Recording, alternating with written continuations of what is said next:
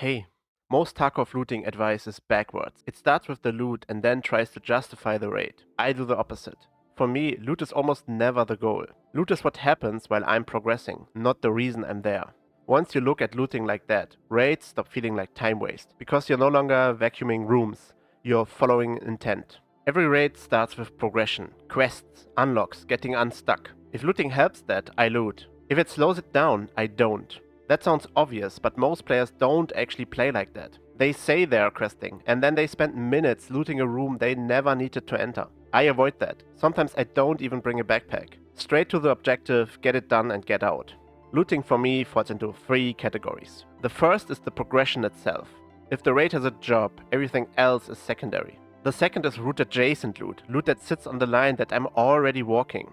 If I need to go to West 306 and 301 and 203 are basically in the same hallway, that loot is almost free. I'm already there, already spent the time, so widening the route slightly makes sense. The same thing applies on Shoreline East Wing.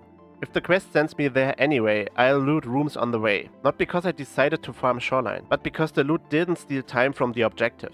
The third category is loot override. This is where a raid instantly changes. Athletics is the obvious example. Certain kappa items are even more extreme. If I find something like an evasion armband, I don't keep looting, I leave immediately. Those items aren't normal loot, they are compressed progress. The correct play is to stop gambling and extract as soon as you can. There's an important nuance here. I said I rarely loot over progression, but progression sometimes requires loot runs. If I'm blocked on a quest that needs specific items and I don't have them, I'll farm them. It's not about profit, it's about removing a blocker. The same logic applies to content. I'll do loot runs for YouTube because they're useful to show and fun to watch. But if nobody was watching, I wouldn't do them for myself. On my own time, I'd rather keep progressing because money happens anyway when you play with intent. This approach works because I hoard early. Not gear, quest items. From level 1 I pick up things I know I need for future quests. Most players start looking for quest items when the quest tells them to. That's where they get stuck. I don't. Whenever I get to a quest like Signal that wants CPUs or other junk, I already have them. I'm not farming the quest, I'm cashing it in. That's how progression stays smooth without ever switching into a grind mindset. To save time while looting, I try to avoid loose loot whenever I can. Loose loot is slow. It forces you to scan, move your camera and stay in rooms longer than you think. Instead, I prefer concentrated loot. One of the best sources is simply just scavs. One kill gives you pockets and a backpack, fast and bundled. And it stacks perfectly with scav kill quests you're already doing. Instead of turning every raid into a shopping trip, I let loot come from fights that were already part of the plan. One thing people always ask about is gear. Gear is fast loot, especially on factory, yes. I do pick it up there because there's simply not much else. But in general, I almost never prioritize gear over barter items or quest items. Gear is easy to get, you can buy it, craft it, or take it off the next PMC. Quest items and progression items are the real bottlenecks, and once you miss them, you feel it later. So unless gear directly helps me progress, or it's an early wipe boss like Killer or Tagilla where the payoff is different, it's usually secondary. I'd rather extract with the right quest items than with better armor. This is also why certain items are just fundamentally better to loot than others. Not because they're expensive, but because they solve future problems. Quest items are always top priority, even if they look worthless. Barter items with wide use come right after, especially things that show up in multiple quests or hideout upgrades. Wires, CPU fans, bowls, screws, hoses, that kind of stuff. They don't look exciting, but they quietly remove the friction later. Keys fall into the same category. Even mediocre keys are worth keeping early because access is progression. Then there are items I treat as pure money. Things that are easy to sell and don't force decisions. Small valuables, compact tech items, anything that converts cleanly into rubles without thinking. They are especially good if you can just sell them to a therapist. Those are the items that make money happen naturally while I'm doing something else. What I usually ignore are items that look valuable, and some even are, but don't move anything forward. Bulky loot with narrow use, random weapon parts, mid-tier gear that just adds weight. If it doesn't unlock something, or sells fast, it's rarely worth prioritizing. I'd rather leave a raid lighter and progress faster than wasting my time. There's one loot source worth mentioning here. Drawers. Drawers are extremely strong, especially when a lot of them are stacked close together. Their loot pool is huge, which means you naturally find items you need for future quests, hideout upgrades and even keys, while also pulling out plenty of small reliable money items. The important part is density. One drawer isn't special, but 10 of them in one spot is efficient. You're not roaming the map, you're standing still and converting short time windows into both progress and money, which fits perfectly into the progression first approach. Another early wipe exception is hideout progression. Early on, some stations aren't just quality of life, they actively unlock quest progression. Laboratory level 2 is the perfect example because it lets you craft 60 runners for ice cream cones and skip the annoying bottleneck. In that phase, focusing a bit more on hideout specific loot isn't greed, it's acceleration.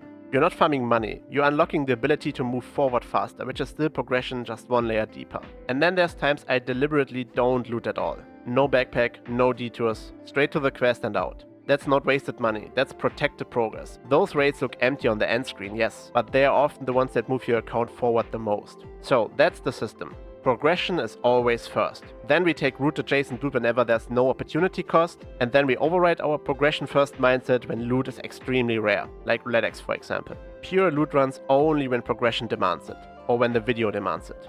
If you loot like this, you stop feeling poor even when you're not trying to get rich, because you're not wasting raids. You're stacking outcomes, and the funny part is, once you stop chasing loot, you often extract with better loot anyway. Everything up to this point was about when I loot at all. But once I made the decision that looting makes sense, there's another question people keep asking. What actually goes into the backpack, and what gets left behind? Instead of a real raid, I'm going to do a loot scenario in my stash. I built a backpack step by step. Exactly how I would do it during a run. That way I can actually slow down and explain decisions without being rushed by the raid itself. Okay, so to show how I think about loot, we will do a little scenario. In this scenario we played a raid and we killed a PMC, we lost about 5 bullets, and then we took his gear, this is his gear, and on the right side you see the gear that we will get in the course of this raid. It's much easier for me to explain my thinking process when I'm not in the pressure of actually playing the raid. So that's why we do it in stash. So I have a box here with a lot of stuff that I collected over the course of like 5 raids or something. I just dump my stuff over here and then we can now use it to make this video. So the first decision we want to do is we want to obviously pack the gun into our second slot so that we create more space in our backpack. The second thing is actually that we look at the armor he got from him and we can see it's a Class 4 armor. We don't need these plates because they are not of any value to us right now. So basically that's the first thing that we will drop. So for now our space in the backpack is not very constrained. So we have a lot of space left. So we would now start looting the raid, which is this. This is the raid. And we will create more space as we need it. So first let's take a look at the items that immediately spring to my eye as soon as I see this loot table.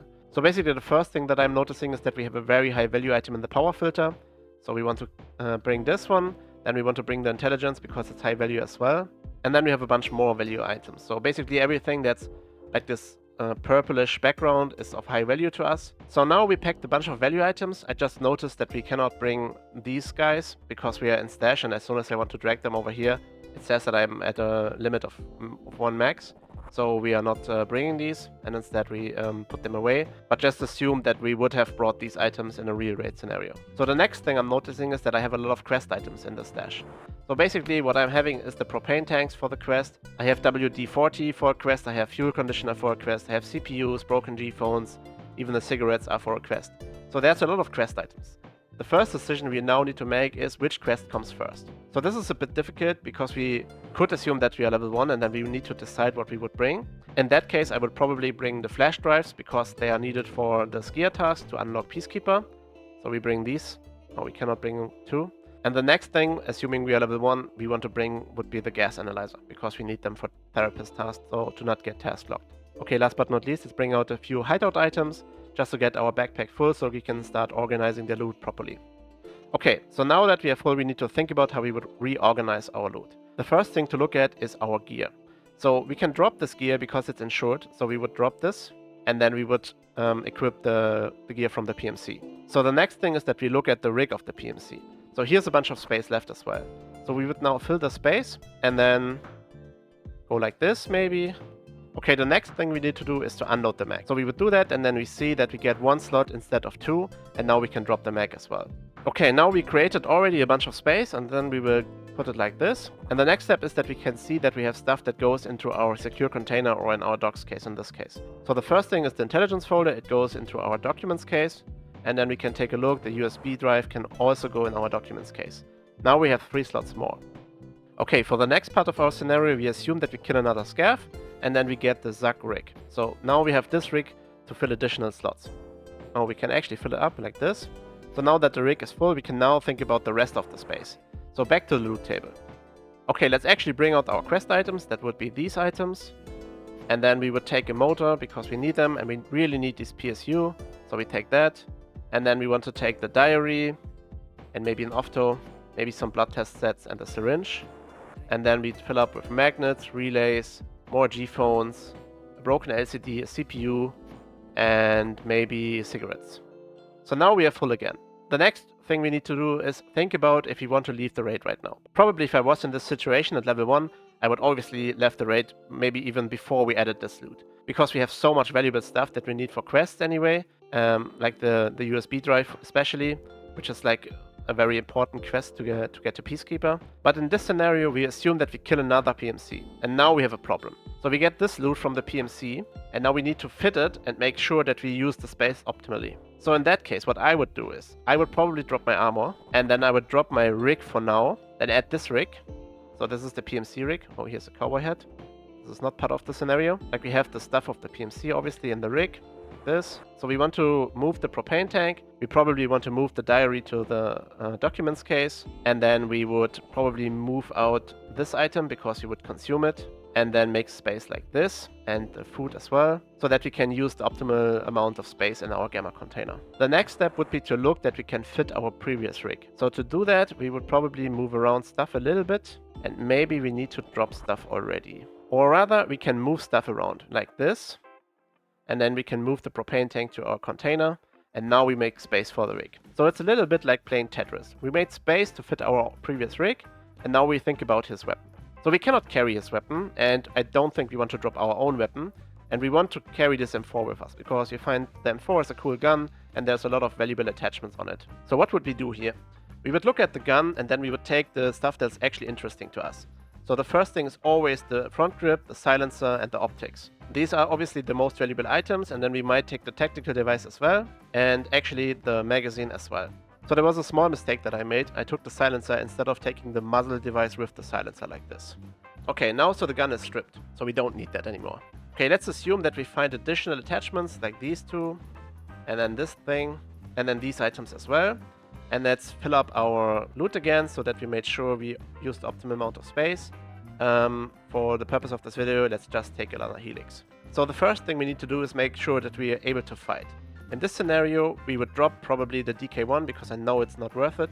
Now we need to move our stim. We cannot do that because our stim case is full, so the stim stays here for now. The next step is to unpack our mags. So we unpack the mags like this, and then we drop the mags. So now we have 2 slots. We first need to make sure that we are able to fight, so we would move our own mags back to the rig. And then I'm noticing one very important thing. So we have a 4 slot over here, and we're having 2 1-slot items blocking the slot.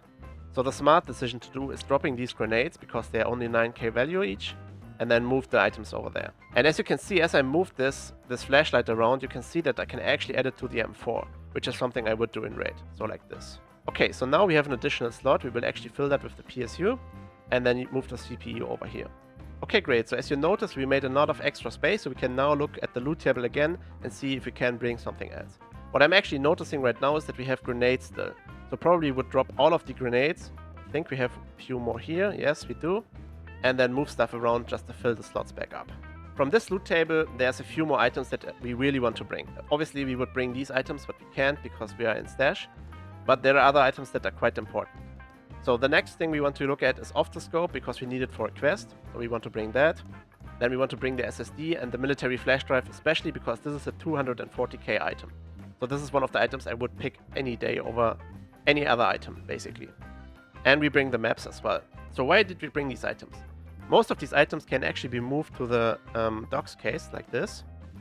And then we generate an extra space again. What else do we notice? So these items over here are not much value to us. This might be a bit of value, this might be needed for a quest, but it's not very important to us. The defuel is quite important to us because we need it for our hideout. Additionally, we might need a toolset for our quest, so we bring the toolset as well. We cannot bring, but we would obviously bring it if we need it for a quest. And then these items are probably not much worth to us. And this is like 12k, so we don't bring that. The nuts vary a bit in price.